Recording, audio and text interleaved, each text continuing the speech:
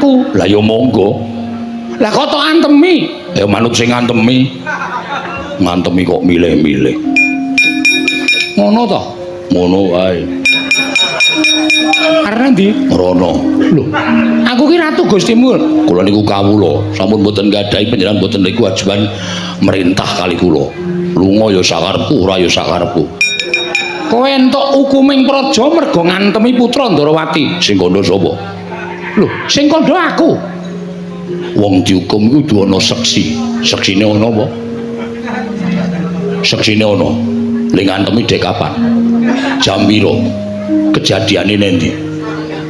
Ora wae sewangsulan ya bebas. Wong edan ora gugu karepe dhewe. Lah kok dadi kabeh-kabeh padha wani karo Ratu Ndarawati.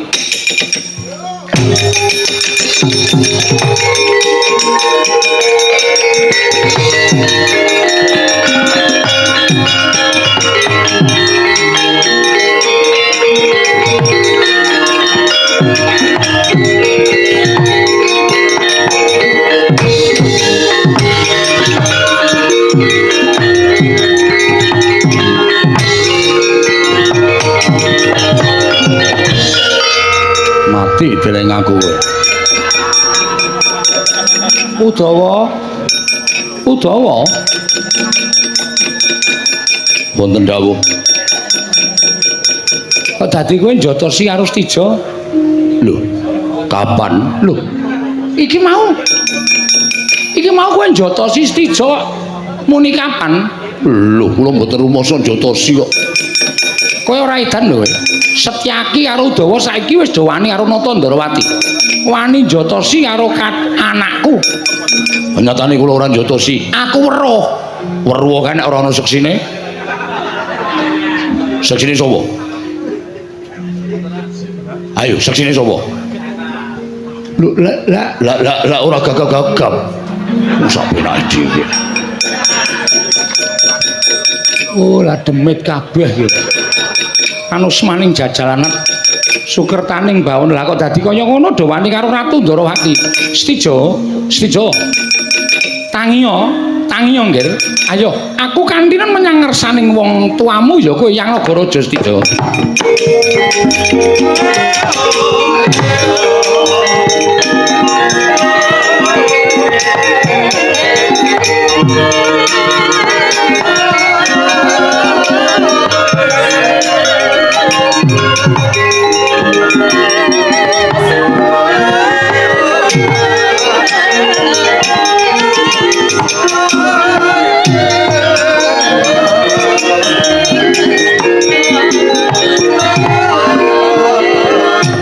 Lajeng kula kedah kados pundi papan nggih. Ingkang wa sampun cetha bilih karaja dhateng pakartinipun ingkang putra. Samangke ngaten nggih mawon. Panjenengan kula aturi kondur wonten negari Ngamarta, lelampahan negari Ndarawati kula aturi ngaturaken dhateng pepundhen kula para Pandhawa. Menawi boten ngaten mangke mindak ndodra menapa tindakan dening Kanjeng Koko Prabu Ndarawati. Mekaten paman. Nggih.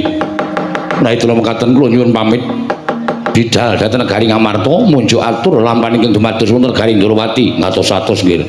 Bekti kula kunjuk dhateng kadang-kadang kula para Pandhawa. Nggih, ngestaken dawuh paduka paman.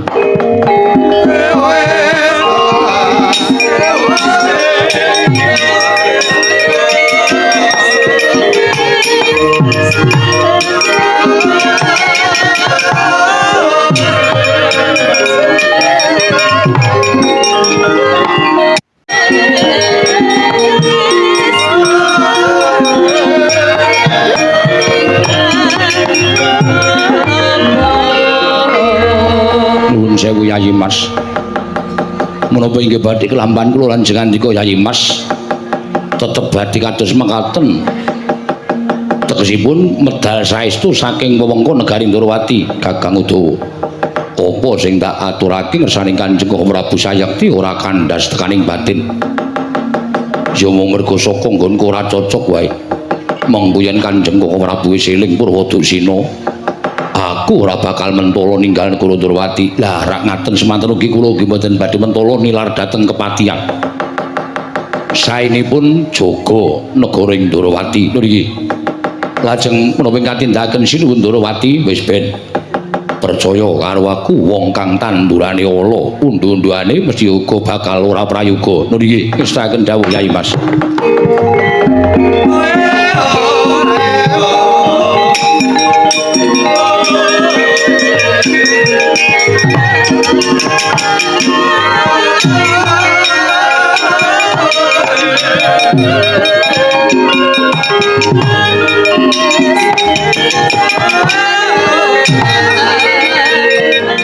Kresna, iya, kula wonten dawuh Rama Pukulun. Pancen bener apa kang diaturake dening Atmajamu, ya kuwi putu Gustija. Wa sawetara wektu nggon kumapan ana ing sak jabaning rangkah negara Ndorowati ngetutke kelawan laku jantrane putuku. Lho nggih, Rama Pukulun lajeng parapaduka.